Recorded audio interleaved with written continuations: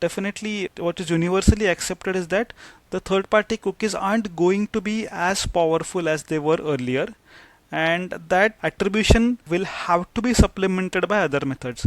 So this trifecta of MMM, MTA, and experiments being used to drive the right set of decisions for the right market and brands is what all brands need to do, and they can pick the right methods and right metrics.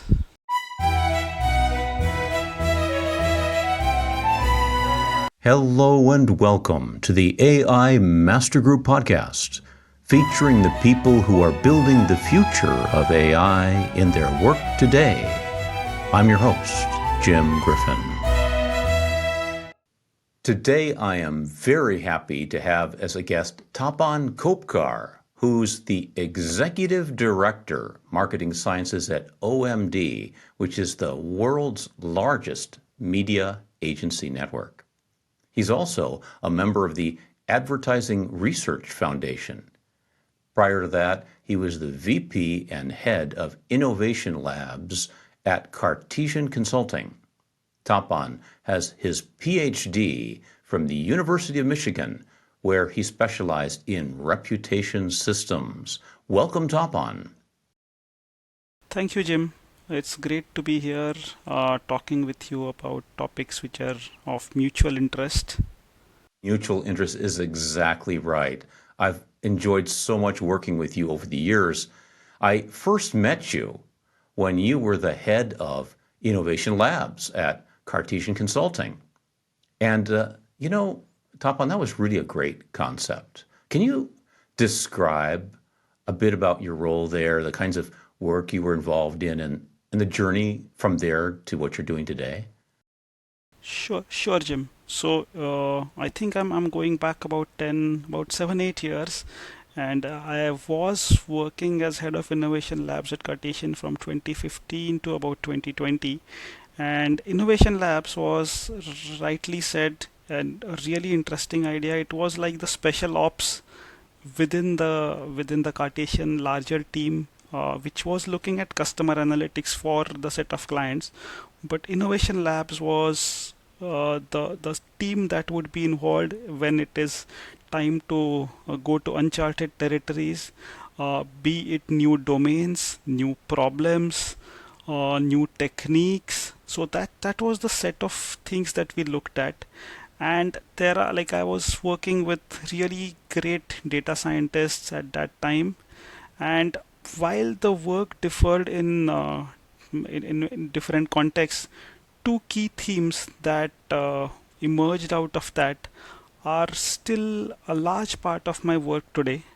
So one of the themes was around measurement, and if we are looking at measurement, then within innovation labs we had built solutions to do marketing mix modeling and multi-touch attribution, and I think we have collaborated on MMM for a few of the clients in the US across domains. So when we got a chance to do MMM across domains, across geographies, across KPI, or what is it that media is trying to drive, and that continues to be the key focus of my work at OMD today. Now, MMM is aided by multi-touch attribution and experiments, which forms the trifecta of modern measurement.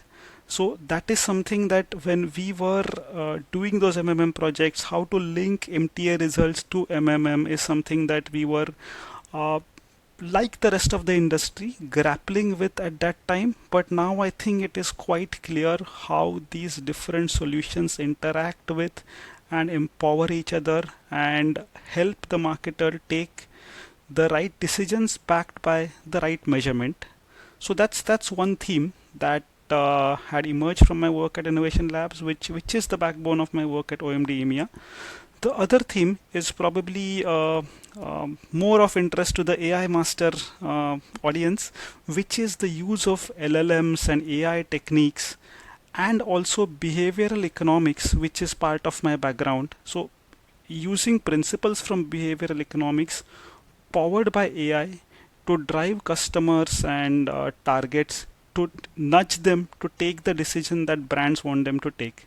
So that's something that we had pioneered Kite and Solus when was working with Innovation Labs. Now those solutions have just been turbocharged because the behavioral economics principles are actually tried and tested, and those remain. Things like fear of missing out. That's something that if you introduce a FOMO in a subject line, or if you introduce FOMO in a creative, then that is going to make people want to take the action that you want them to take.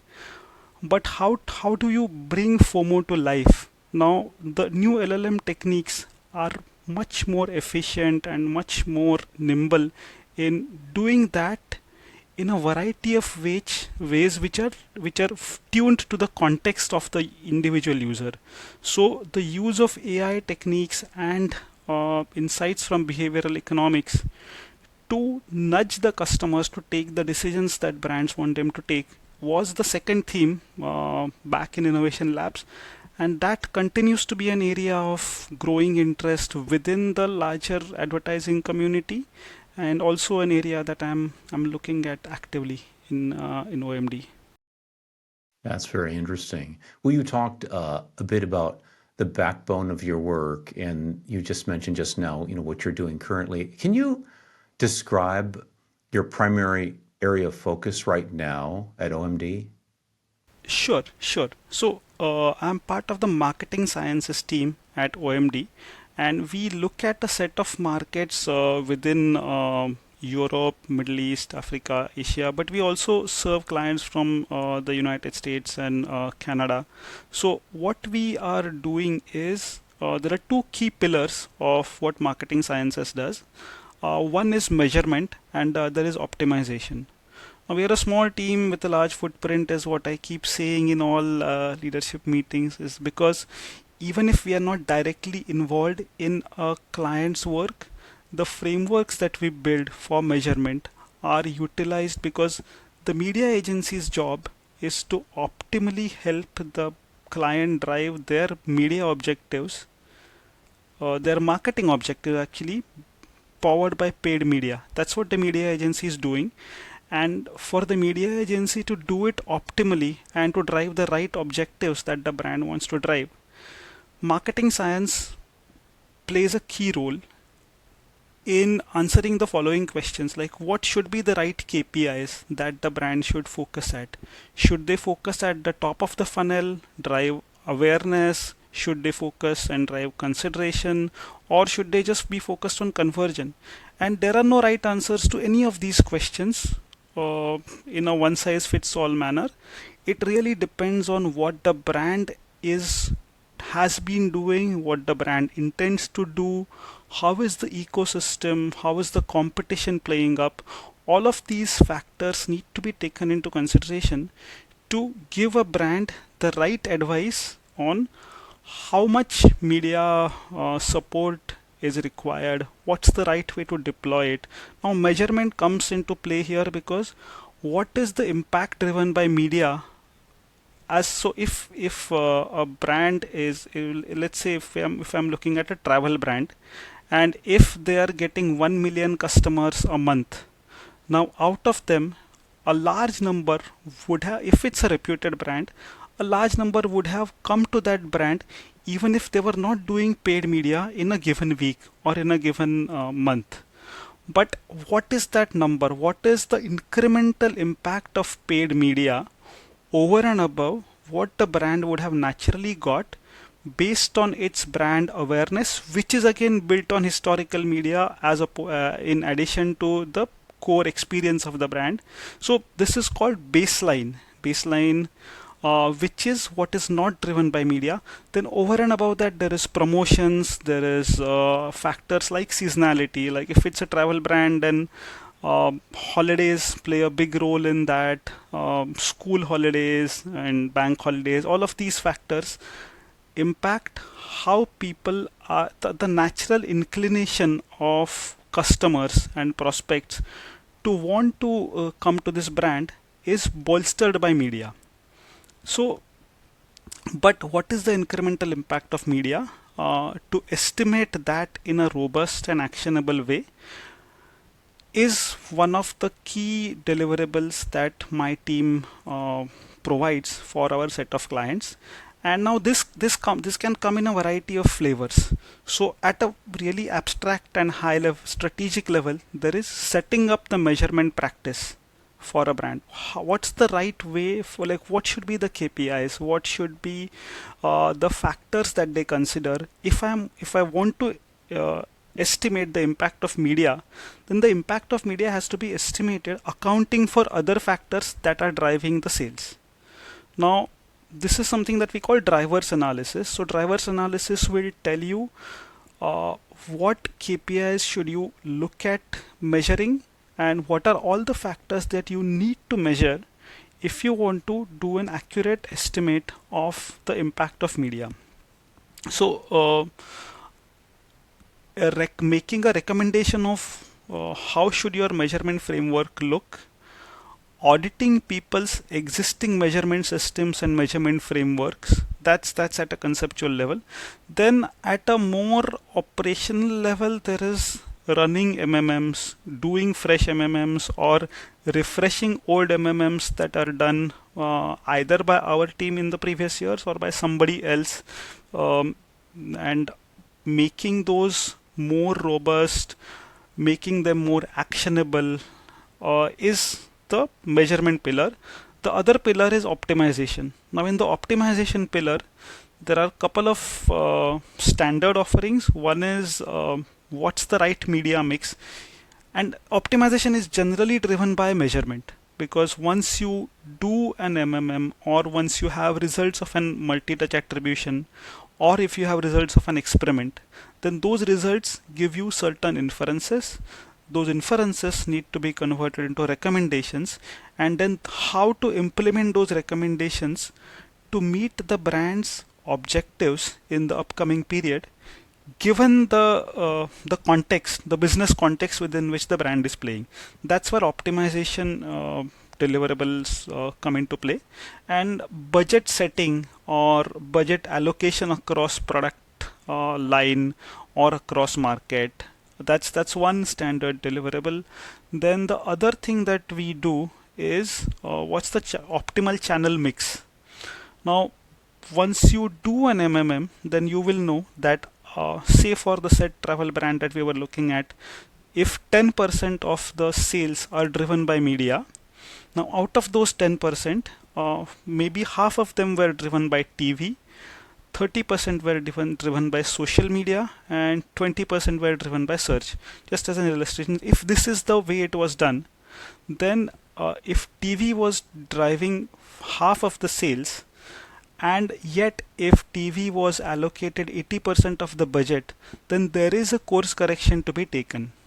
Now this is like, it may not always play out this way, and driving short-term sales is not the only thing that TV is doing.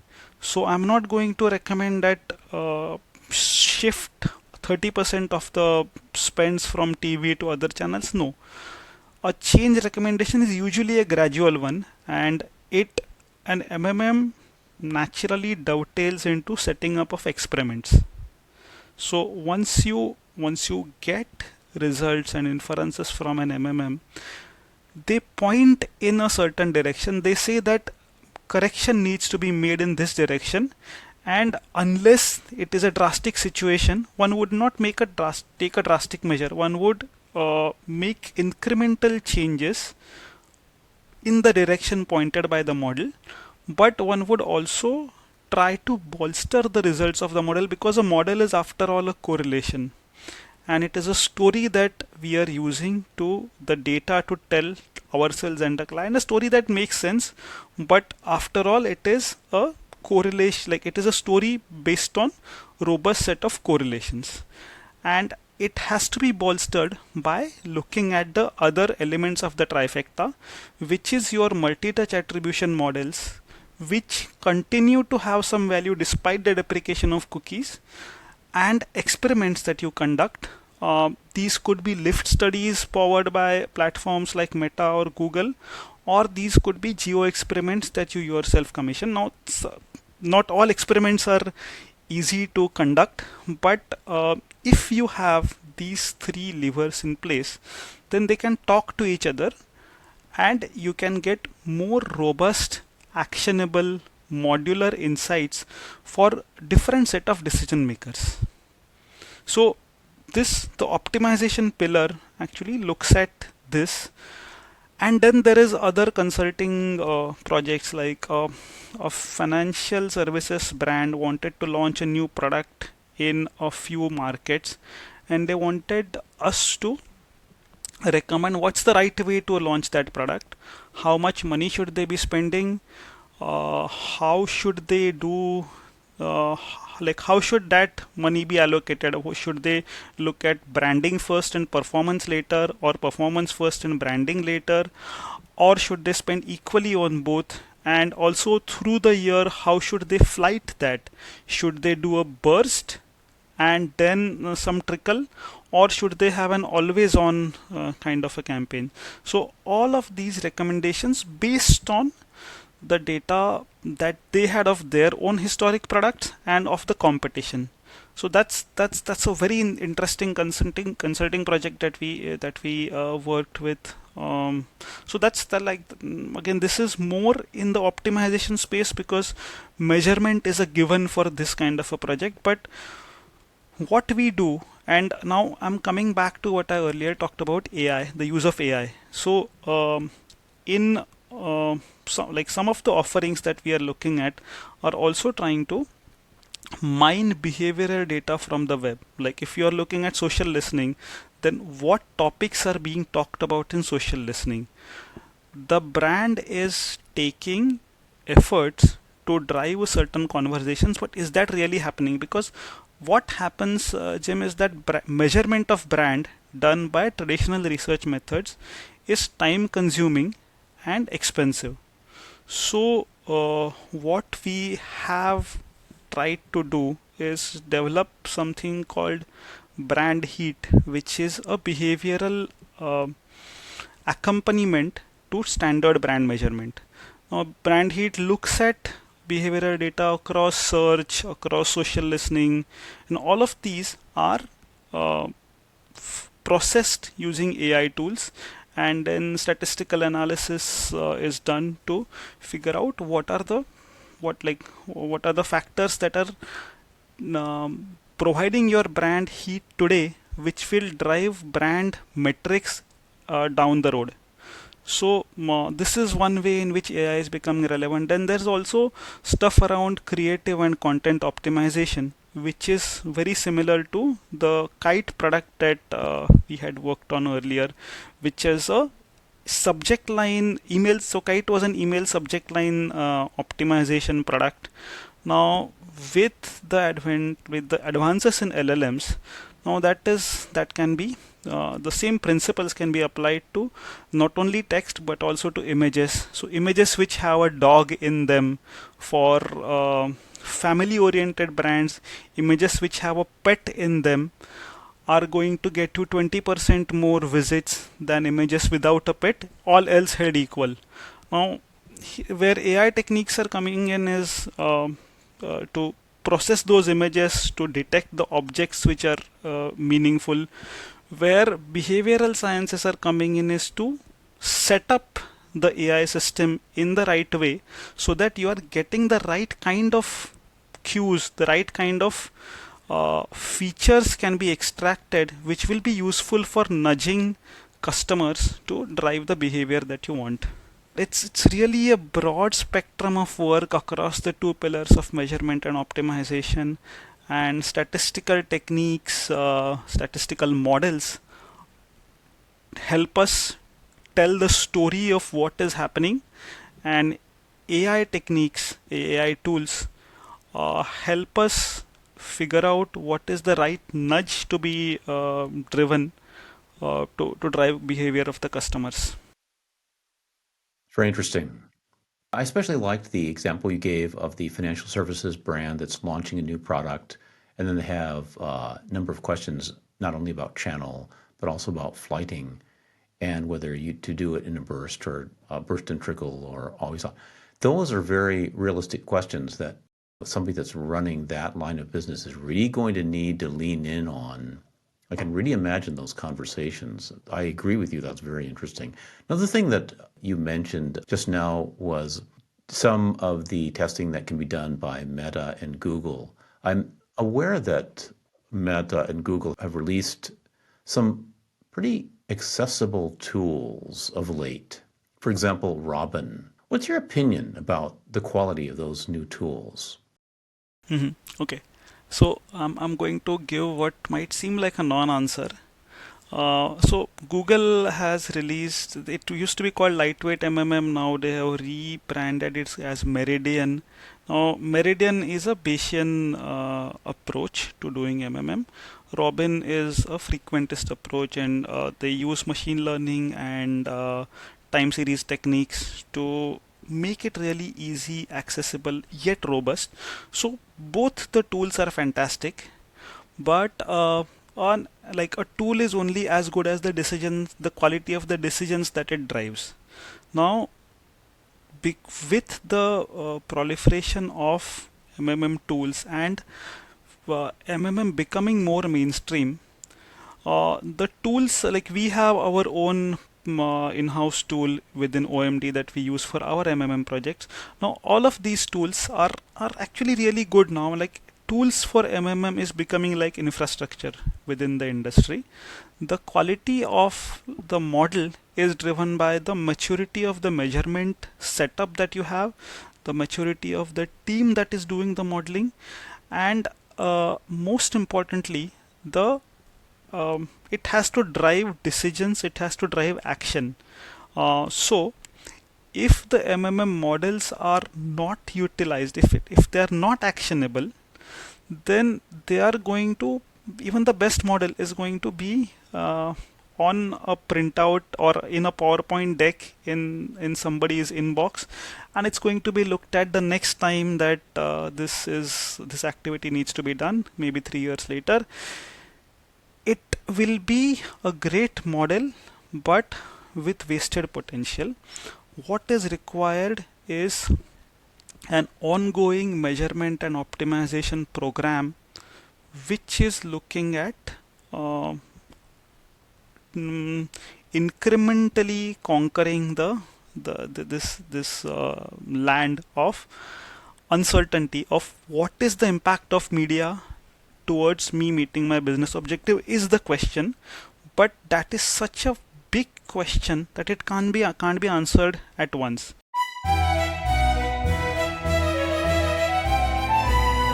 You're listening to the AI Master Group podcast.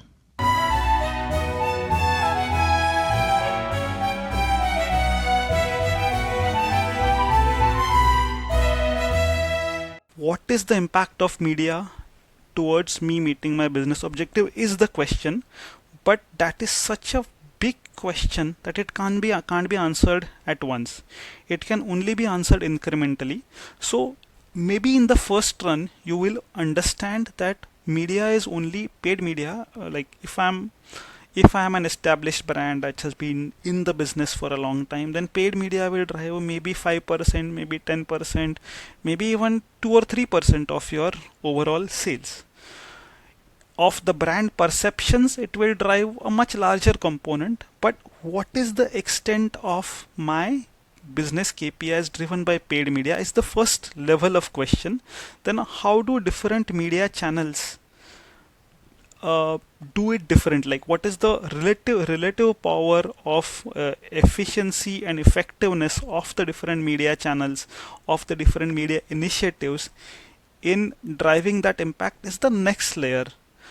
Then going down to a creative level or going down to a campaign level, or whether I should so that's even the next layer. So you can't achieve really nuanced decisions or inferences at the first go.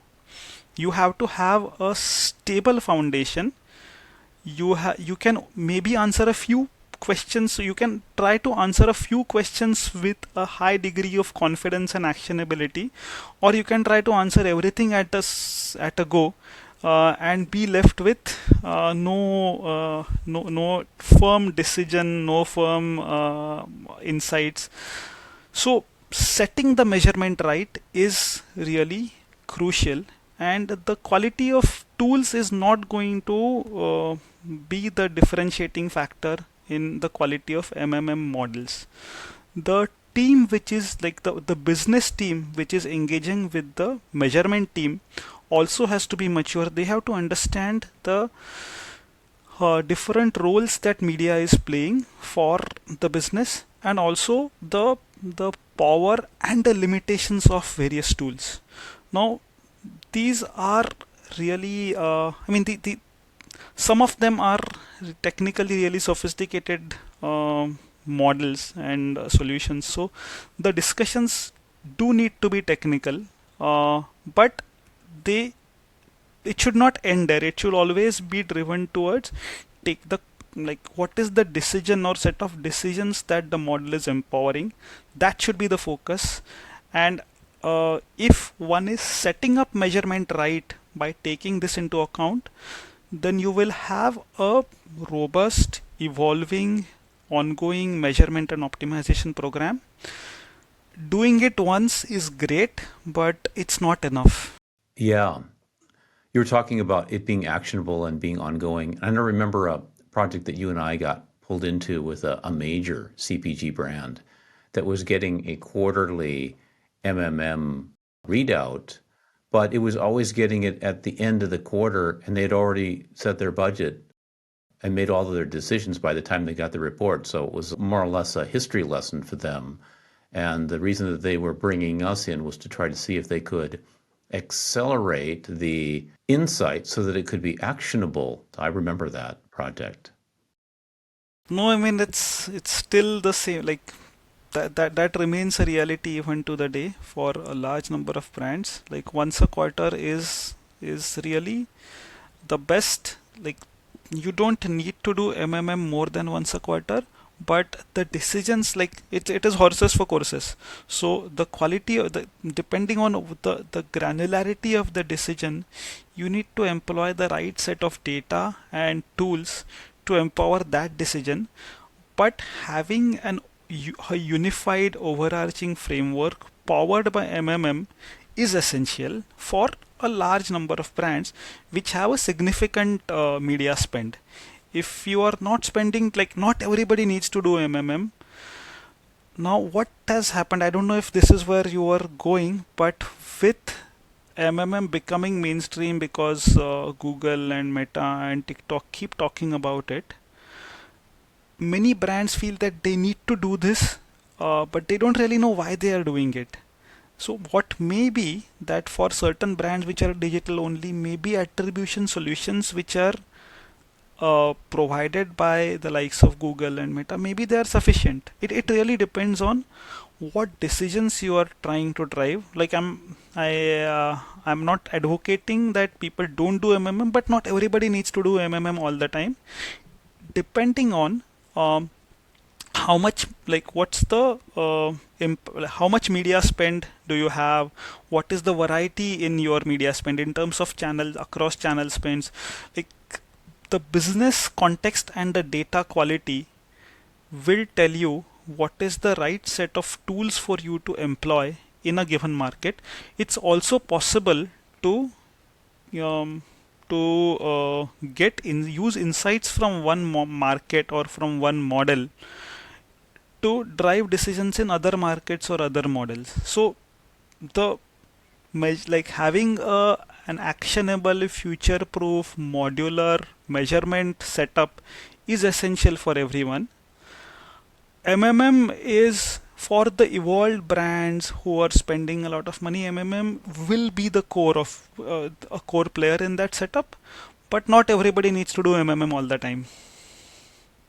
One of the things that you talked about just now is there are cases where powerful tools, robust tools, fall into the hands of people who don't necessarily understand all the implications of those tools. Maybe that you've got a couple of variables that have got multicollinearity and you throw them all in there. Or you've got some hyperparameters that you really don't understand what they do and you just set the defaults. Or there are things that happen there. But there's another problem that I've heard you talk about as well. I've heard you describe people who torture a model to extract the answer that they want. Can you describe what you mean when you say that? Yes, now that is mm, okay. I mean, measurement needs to be approached with an open mind. If you already know what answer you want from the model and what decision you are going to take, if you are like it is maybe controversial, but if you're doing an MMM for somebody else, you might as well not do it. You need to be open-minded in doing them, because what will happen is that yes, you can tweak the parameters. You can there are several nuances in MMM. So there is what is called as AdStock. So AdStock is so if I do a television advertisement today, then it will hand if I am the travel agency, that the travel portal that we're talking about, if I am the travel portal that we're talking about, if I do a television advertisement today, not everybody is immediately going to uh, be like do a booking because of my ad, but it will have an impact. It will continue to have a lingering impact. So this is often represented by certain geometric transformations. So if you did 100 grps today, and if your rate of decay was 80%, then it's also as if you have done 80 grps tomorrow and 64 the day after, and so on. So in an MMM model, you not only do you have a time series of your media activity in the MMM model, but you have an ad-stocked set of terms coming in as well. On the top of that, there are non-linearities. So if you look at the relationship between the media activity on the x-axis and the impact that it is trying to drive, say site visits to the said travel portal's website, if you look at that graph, then it's very unlikely that it's a straight line. It will typically have a C shape or an S shape. Now this is where between C and S, that's a matter of great debate and controversy. There are some people who say that it's always going to be an S shape. Where you see a C is only because you don't have enough data, but in theory it should always be an S shape, is what many people say. But what you often, because you have to have certain threshold below which media is not going to have an impact. So the S has a lower arm, it has a linear or up to linear, like sublinear arm, and then it has saturation. So there are people who say that it's always going to be S. If you are seeing a C-shaped effect, it's only because you don't have enough data. But that is a very interesting discussion that I'm not going to get into the depths of, because that's a rabbit hole. But no matter what you do, coming back to torturing, so you can tweak the parameters in ways that in like yeah, an expert can tweak a model and get you the answer that you want, but that's not going to, if it's not really like a if it's not really your true belief, you shouldn't do that. You shouldn't accept that answer, because reality will find a way out to bite you back, because you are going to take a decision based on that model.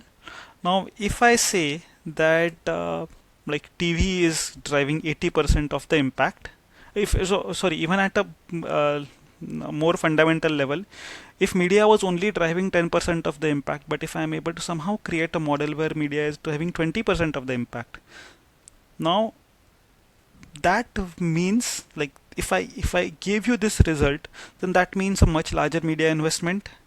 But if media was truly not driving 20%, it's going to come and bite you back. So now this is a mistake that can be made either wittingly or unwittingly.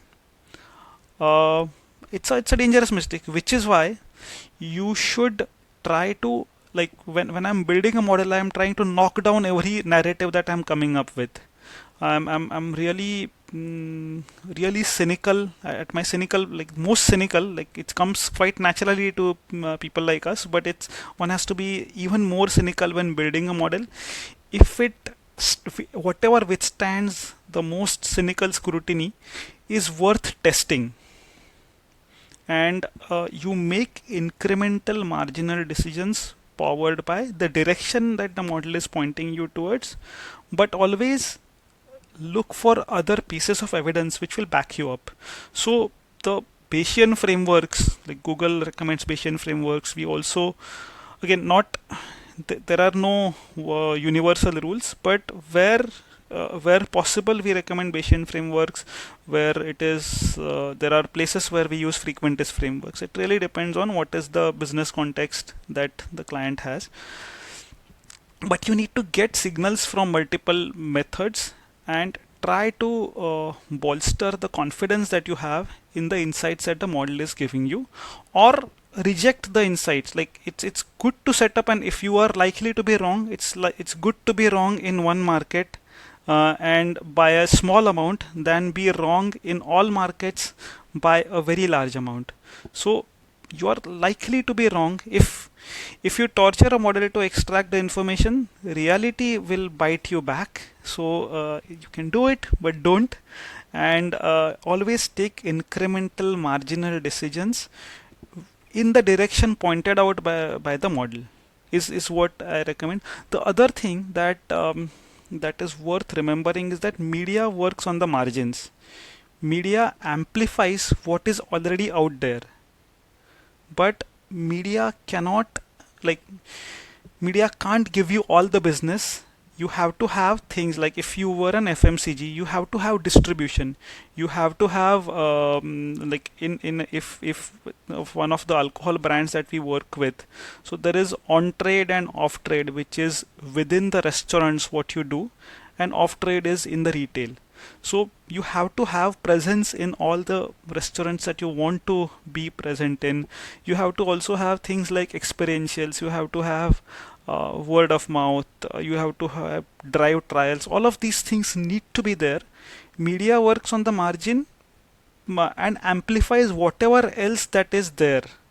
But what competition does also matters. Also seasonality matters. All of these things matter. Media works on the margin is often a humbling reminder, but it's one which is essential. And we tell our clients that, yeah, I mean, sometimes it is like, yes, we did really well, but media only had a marginal role to play in it. It is an important role, but you have to take care of your distribution.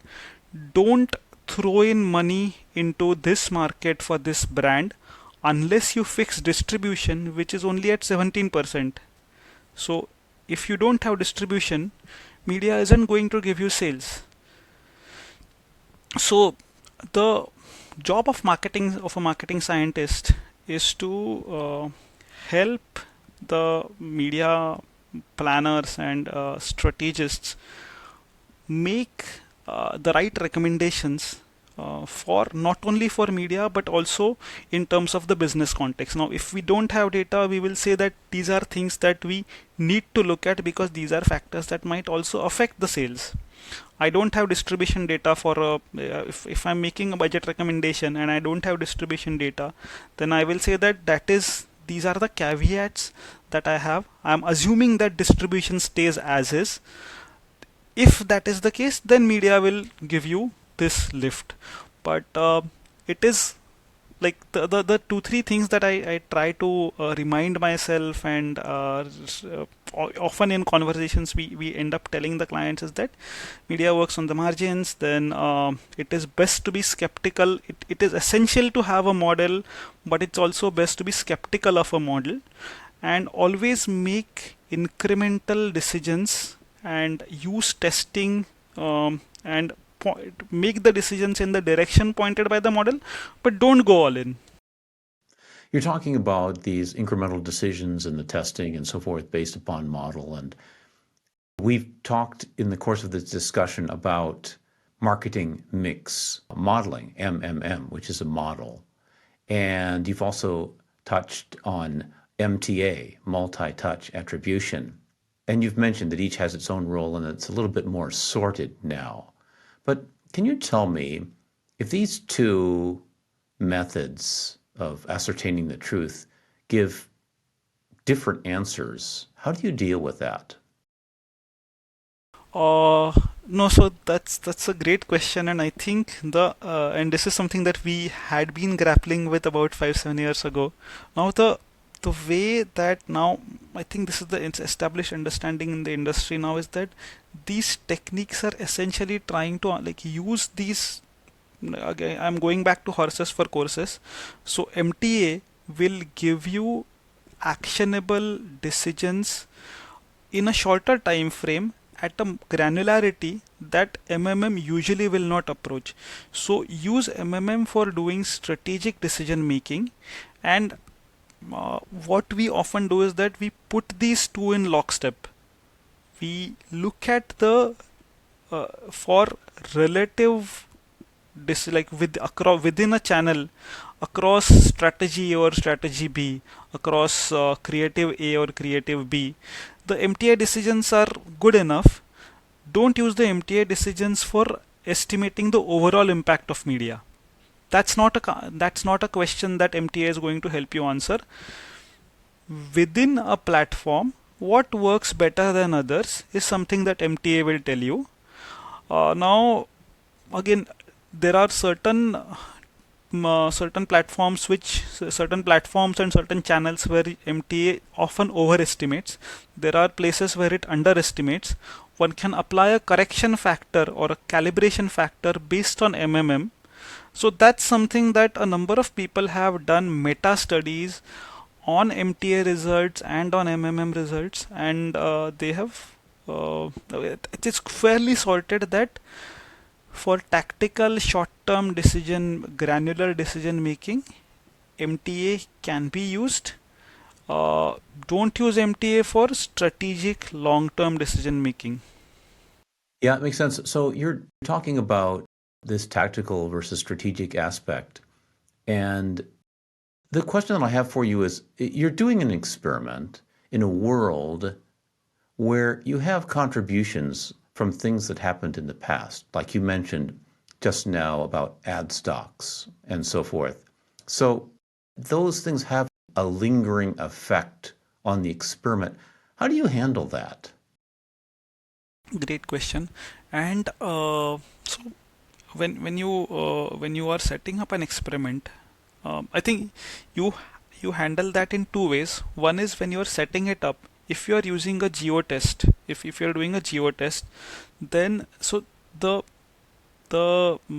impact because of timing or seasonality, if you are able to roll out your geo test is which is in one market, so you changed your I'm again going back to the example of the travel portal where TV was driving 50% of the visits, and it was getting 80% of the media spend. So the brand decided that they are going to downweight TV uh, on the back of the model. But they decided that in two markets which were comparable to begin with. Now, comparable to begin with, again, how do you decide that? You look at the factor, like you look at a number of factors and you do some pre-analysis to say, okay, these two markets or these five markets are comparable to begin with. In three of these markets, I'm going to I'm going to go with plan A, where TV is downweighted. In other two markets, I'm going to go as is. I'm going to do exactly what I would have done if I had not seen this model. And then you look at the incremental impact across the target markets and the control markets. Now, if you are doing it in this way, then things like AdStock, etc., all the lingering effects that we were spoken about would have already been taken care of. So that's the right way to do it. But sometimes what happens is that one can only look at it post facto, like one doesn't get to set up the experiments in the right way and one gets results of the experiments. Then there are technical ways to handle them. If you can do like post facto correction on a limited number of things based on hypothesis that you have. So it's possible to do post correction, but it's best to set up these experiments so that you have a matched set of markets, or you have yeah, it's best to set these up so that you are going to get a more definite answer on the things that you're testing. And an experiment is again quite expensive because it only answers one or two questions. So that can't be the only strategies that you have. MMM is what provides you with holistic answers, but like we looked at earlier, it is time consuming, it is resource intensive, and it also can give you, like, it's ultimately a correlation. True incrementality, to establish that and to establish causation, one has to go down the experiment path.